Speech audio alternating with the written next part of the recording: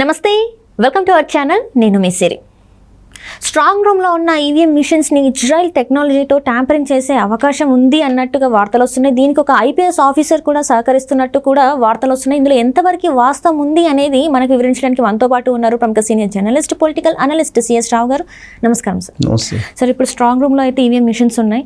So వాటిని tampering చేయడానికి Israel మెథడ్ని యూజ్ చేస్తున్నట్టు వార్తలు వస్తున్నాయి. అట్ ద సేమ్ టైం దానికి ఒక ఐపీఎస్ ఆఫీసర్ కూడా సహకరిస్తున్నట్టు వార్తలు వస్తున్నాయి. ఇందులో అసలు వాస్తవం ఉందంటారు? అంటే స్ట్రాంగ్ రూమ్లో ఉన్న ఈవీఎం మిషన్స్ని ట్యాంపరింగ్ చేసే అసలు అవకాశం అనేది ఉంటుంది అంటారు అసలు? సో ఒకటి ఏంటంటే, టెక్నాలజీ పరంగా ప్రపంచవ్యాప్తంగా ఇజ్రాయెల్ అనేది అడ్వాన్స్లో ఉంది. చాలా అడ్వాన్స్డ్ కంట్రీలో ఉన్నప్పటికీ కూడా ఇజ్రాయెల్ అనేది టెక్నాలజీకి పెట్టింది పేరు. అక్కడ దొరకనటువంటి టెక్నాలజీ ఉండదు. కంట్రీ చాలా చిన్నదే, కానీ అక్కడ ఉన్నటువంటి అడ్వాన్స్డ్ టెక్నాలజీ లభిస్తూ ఉంటుంది. అక్కడ ఉన్నటువంటి టెక్నాలజీ తోటి ఎనీథింగ్ కెన్ పాసిబుల్. దాన్ని ఉపయోగించుకొని ఇప్పుడు మాల్వేర్స్ అవన్నీ మాల్వేర్స్ అన్నీ వచ్చేది అక్కడి నుంచే. సో అక్కడి నుంచి వచ్చినయే పెగాసిస్ వచ్చింది కదా. పెగాసిస్ దాన్ని ఉపయోగించుకొని ఫోన్ ట్యాపింగ్ అన్నీ జరిగినాయి. Pegasus malware. సో దీనికి ఎలా ఉంటుందంటే కెపాసిటీ ఉంటుంది. ఒక ఆపరేటర్స్ ఆ ఆపరేటర్స్ని కనుక కొనుక్కొస్తే కనుక దాని కెపాసిటీని బట్టి నీకు 500 ఫోన్లు ట్యాంపరింగ్ చేయాలా, 1000 ఫోన్లు ట్యాంపరింగ్ చేయాలా, లేదంటే ఒక 100 ఫోన్లు ట్యాంపరింగ్ చేయాలా అనే దాన్ని బట్టి దాన్ని రేటు నిర్ధారించబడి ఉంటుంది. అన్అఫిషియల్గా ఇజ్రాయెల్ నుంచి కొనుక్కొచ్చి ఇక్కడ ఫోన్ ట్యాంపరింగ్ చేస్తున్నారు అనేది విచారణలో కూడా ఈ మధ్య బయటపడింది. సో ఆ ఆపరేటర్స్ అలాంటి వాటిని తీసుకొచ్చి మొత్తం అంటే ఆల్మోస్ట్ ఒక 500 మీటర్లు లేదంటే 1/2 కిలోమీటర్ దూరంలో పెట్టి మొత్తం ట్యాంపరింగ్ చేయొచ్చు. అందుకే ఆ మధ్యకాలంలో రేవంత్ రెడ్డి ఇంటి దగ్గరగా ఒక ఛానల్ ఆఫీస్లో మొత్తం ఎక్విప్మెంట్ అంతా పెట్టేసి ట్యాంపరింగ్ చేశారు ఫోన్లు అని చెప్పేసి మనం విన్నాం. అలాగే ఇప్పుడు ఈవీఎంలు ఆంధ్రప్రదేశ్లో ఈవీఎంలు స్ట్రాంగ్ రూమ్లోకి వచ్చాయి. స్ట్రాంగ్ రూమ్లోకి వచ్చిన తర్వాత ఈవీఎంలు అంటే ఎలక్ట్రానిక్ మిషన్స్ కదా, electronic voting machines, nothing but chips అంతే కదా. వాటి ఇప్పుడు ఫోన్లో ఏ విధంగా అయితే చిప్ ఉంటుందో దాంట్లో కూడా చిప్ ఉంటుంది, టెక్నాలజీ ఉంటుంది. ఆ టెక్నాలజీ ఏంటి అనేది తెలుసుకుంటే ఈజీగా దాన్ని మ్యానిపులేట్ చేయొచ్చు అనేది అందరికీ తెలిసినటువంటి విషయం. ఇప్పుడు ఫోను ట్యాంపరింగ్ చేసి మనం ఏం మాట్లాడుతున్నామో మొత్తం వింటున్నారు కదా ఫోన్లో. తర్వాత ఇప్పుడు ఫోన్ మనం ఇక్కడి నుంచి ఎక్కడికో వేరే దగ్గర ఉన్న ఫోన్ కూడా మనం దాన్ని తీసుకొని మనం చూడొచ్చు మొత్తం కంప్లీట్గా. వాళ్ళ ఫోన్ కూడా ఆపరేట్ చేయొచ్చు. ఇప్పుడు ఇక్కడ నుంచి కొన్ని లక్షల కిలోమీటర్ల దూరంలో ఉండేటువంటి ర్యాకెట్ని మన చంద్రమండలానికి పంపించి దాన్ని ఇక్కడి నుంచి మనం ఆడిస్తున్నాం లేదా, సేమ్ అలానే ఈవీఎంలు కూడా మ్యానిపులేట్ చేయొచ్చు అనేటువంటి వాదన ఒకటి చాలా బలంగా ఉంది, చాలా రోజుల నుంచి ఉంది. దాని మీద డిబేట్ కంటిన్యూ జరుగుతూనే ఉంది. మేధావులు కానీ సాంకేతిక పరిజ్ఞానం ఉన్నటువంటి ఎక్స్పర్ట్స్ కానీ వీళ్ళందరూ దాని మీద రకరకాలుగా అభిప్రాయాలు వ్యక్తం చేస్తున్నారు. అయితే ఇప్పుడు ఇజ్రాయెల్ టెక్నాలజీని ఉపయోగించుకుని నిజంగానే ఈవీఎంలని మార్చేయచ్చా, ఈవీఎంలో ఉండేటువంటి కాన్ఫిగరేషన్ కానీ ఈవీఎంలో ఉండేటువంటి ఆ ఫార్ములాని మార్చేయచ్చా, లేదంటే అసలు ఈవీఎంలని రీప్లేస్ చేసేదానికి ప్రయత్నం చేస్తున్నారా అనేటువంటి ఒక అనుమానం అయితే ఏపీలో బాగా తీవ్రంగా నడుస్తుంది. కారణం ఏంటంటే వరల్డ్ వైడ్గా కూడా జగన్మోహన్ రెడ్డికి ఒక నెట్వర్క్ ఉంది. అది నేర సామ్రాజ్యానికి సంబంధించినటువంటి నెట్వర్క్ తోటి కొన్ని సంబంధాలు ఉన్నాయని చెప్పి 2 రోజుల క్రితం ఒక ఎన్ఆర్ఐ బయట పెట్టాడు. తన దగ్గర ఆధారాలు కూడా ఉన్నాయని చెప్పేసి ఆయన చెప్పడం జరిగింది. అంటే ఆర్థికపరమైనటువంటి నేరం ఏ విధంగా చేశారు అనేది. సో ఆర్థికపరమైనటువంటి నేరాలకి ఒక నెట్వర్క్ 23 దేశాల్లో ఉందని చెప్పి ఆయన చెప్పినటువంటి మాట అదే నిజమైతే ఆయన చెప్పింది. ఈ 23 దేశాలలో ఆర్థికపరమైన నేరాలతో పాటు సాంకేతికపరమైనటువంటి నేరాలకు కూడా సంబంధించి కూడా ఉంటారు, ఉండకుండా ఏముంటారు కదా.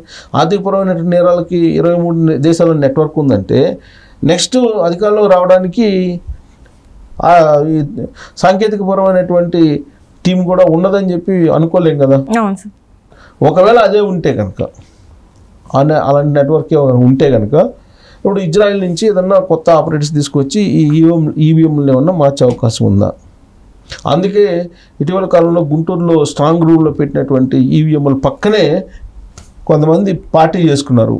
ఎస్ఎస్జి గ్రూప్, అది కూడా స్పెషల్ సెక్యూరిటీ గ్రూప్ ఏదైతే ఉందో జగన్మోహన్ రెడ్డి సెక్యూరిటీ ఇచ్చేటువంటి గ్రూపు, ఆ గ్రూపు సంబంధించిన పార్టీ అక్కడ జరిగిందని అంటున్నారు. అసలు అక్కడ పార్టీ ఎందుకు పెడతారు? రాత్రి మొత్తం ముందు డీజేల పాటలతో ఎందుకు హడావుడి చేస్తారు? ఆ డీజే పాటల హడావుడి అక్కడే చేయాల్సిన అవసరం ఉంది. ఆ డీజే పాటల హడావుడి ముసుగులో ఏదైనా ఆపరేటర్స్ తీసుకొచ్చి పెట్టి ఏమన్నా మార్పించేటువంటి ప్రయత్నం చేశారా స్ట్రాంగ్ రూముల్లో అనేటువంటిది ఒకటి వినిపిస్తుంది. సో ఏదేమైనప్పటికీ కూడా ఇవన్నీ రకరకాల ప్రచారం జరుగుతున్నటువంటి క్రమంలో దీని అంతటికీ సూత్రధారి ఎవరయ్యా అని అంటే ఒక ఐపీఎస్ ఆఫీసర్ అని చెప్తున్నారు. సో ఆ ఐపీఎస్ ఆఫీసర్ ఎవరు అని అంటే చంద్రబాబు నాయుడిని రాజమండ్రి సెంట్రల్ జైలుకి పంపించడానికి కీలకంగా వ్యవహరించాడు అతను అనేది ఒకటి వినిపిస్తుంది. అతను గతంలో కూడా తెలుగుదేశం పార్టీ అధికారంలో ఉన్నప్పుడు తెలుగుదేశం పార్టీ లీడర్స్ని డార్మేటర్లో తీసుకొచ్చి మ్యాన్ హ్యాండిల్ చేసినటువంటి ఆఫీసర్ అతను. ఆ తర్వాత అతను అనేక మంది తోటి లేడీస్కి సంబంధించినటువంటి వ్యవహారాల్లో వివాదాస్పదంగా మారినటువంటి అధికారి కూడా అతను.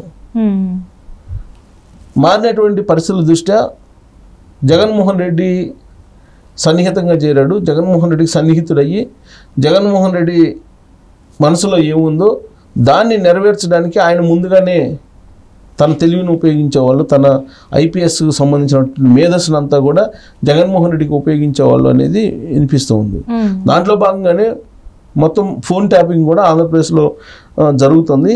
ఆ ఫోన్ ట్యాపింగ్ని కూడా ఆ ఐపీఎస్ ఆఫీసరే చేసి వినిపిస్తున్నారు అనేది కూడా ఒకటి. తర్వాత రఘురామకృష్ణరాజు మ్యాన్ హ్యాండ్లింగ్ జరిగింది. రఘురామకృష్ణరాజు సంబంధించి 3rd డిగ్రీ ప్రయోగించారు. ఆ సందర్భంలో కూడా ఆయన ప్రమేయం ఇండైరెక్ట్గా ఉంది ఐపీఎస్ది అనేది కూడా ఒకటి ఉంది.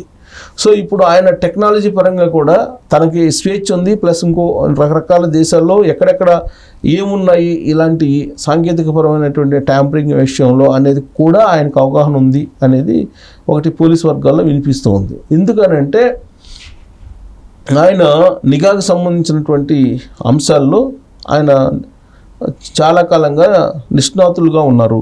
కాబట్టి ఈ ఆపరేటర్స్ ఏమేమి పనికొస్తాయి, ఏమి అడ్వాన్స్లో ఉన్నాయి, వేటి ద్వారా ట్యాంపరింగ్ చేయొచ్చు, ఎలా ట్యాంపరింగ్ చేయొచ్చు అనే దాని మీద తనకు అవగాహన ఉంది. ఈవీఎంలని ట్యాంపరింగ్ చేయటము లేదంటే రీప్లేస్ చేసే అవకాశం ఉంటే కనుక అది ఏ విధంగా ఈజీ చేయాలనేది ఆయన ఐపీఎస్ మైండ్ ద్వారా వైసీపీ వాళ్ళు చేస్తున్నారు అనేది ఇంకోటి వినిపిస్తూ ఉంది. సో మొత్తం మీద ఏంటంటే కీలకంగా ఐపీఎస్ మారాడు. ఈ ఐపీఎస్ ద్వారానే స్ట్రాంగ్ రూమ్లో ఉండేటువంటి ఈవీఎంలని ఏ విధంగా చేంజ్ చేయాలి, లేదంటే ఏ విధంగా వాటిని మార్చుకోవచ్చు అనే దాని మీద ట్రయల్స్ వేస్తున్నారు. ఆ ట్రయల్స్ అయితే ఇప్పటివరకు ఫలించలేదు, కానీ ఫలించేటువంటి అవకాశం ఉంది అనేది కూడా కొంత వినిపిస్తుంది కొన్ని చోట్ల. సో నిజంగా ప్రయత్నాలు చేస్తున్నారా అని అంటే మాజీ ఎన్నికల కమిషనర్ ఉన్న నిమ్మగడ్డ రమేష్ కుమార్ గారు మాత్రం స్ట్రాంగ్ రూముల్లో ఉన్నటువంటి ఈవీఎంలని అంత ఈజీగా కదిలించలేరు, మూడంచెల భద్రత ఉంది, కనిపిస్తే కాల్చివేత ఉత్తర్వులు కూడా వాళ్ళకు ఉంటాయి, కాబట్టి అంత ఈజీ కాదని చెప్తున్నారు. కానీ ఆయన నటోరియస్ క్రిమినల్ మెంటాలిటీ ఉన్నటువంటి కొంతమంది ప్రజాప్రతినిధులు కానీ లేదంటే ఈ పోలీస్ ఆఫీసర్స్ కానీ ఒకటి అయినటువంటి క్రమంలో ఏదైనా పాసిబుల్ అవుతుంది, కాబట్టి ఆ దిశగా వీళ్ళు ప్రయత్నం చేస్తున్నారు అనేది వినిపిస్తూ ఉంది. సో ఆ ఐపీఎస్ అధికారి సూచించేటువంటి సూచనలు సలహాల మేరకే ఈ ప్రయత్నం అయితే జరుగుతుంది. ఇది లాస్ట్ ప్రయత్నం వాళ్ళకి. సో ఈ ఆల్రెడీ ప్రజాక్షేత్రంలో పల్స్ ఎలా ఉన్నది వాళ్ళకి అర్థమైపోయింది. సో కాబట్టి ఆల్టర్నేటివ్ మెథడ్ ఏదైతే ఉందో దాన్ని ఆ ఐపీఎస్ ద్వారా వాళ్ళు వెతుక్కుంటున్నారు అంటున్నారు. సో ఐపీఎస్ ఆల్రెడీ నేను కొన్ని హింట్స్ ఇచ్చాను. ఐపీఎస్ ఎవరు అనేది అందరికీ తెలుసు. సో ఐపీఎస్ ఆల్రెడీ ఇప్పుడు ఎన్నికల విధులకు దూరంగా ఉండాలని ఎన్నికల కమిషన్ ఆర్డర్ వేసింది. అందుకని ఆయన ఎన్నికల విధులకు దూరంగా ఉంటున్నారు. రాబోయే రోజుల్లో మళ్ళీ వస్తారు ఎన్నికల విధుల్లోకి. అయితే ఎన్నికల విధుల్లో రాకపోయినా మామూలు సాధారణ విధుల్లోకి అయితే వస్తారు. సో ఆయన ద్వారా ఇవన్నీ నడుపుతున్నారు అని తెలుస్తుంది. నిజంగా ఆయన ఇజ్రాయెల్కి సంబంధించినటువంటి అడ్వాన్స్డ్ పరికరాలను తీసుకొచ్చి ఈవీఎంలు ఏమన్నా మ్యానిపులేట్ చేసే అవకాశం ఉందా అని అంటే చాలా వరకు లేదంటున్నారు. కానీ బట్ ఏదో మూలన ఒక అనుమానం అయితే ప్రజల్ని వేధిస్తూ ఉందని చెప్పి మనం చెప్పొచ్చు. Right sir, right. Thank you so much sir.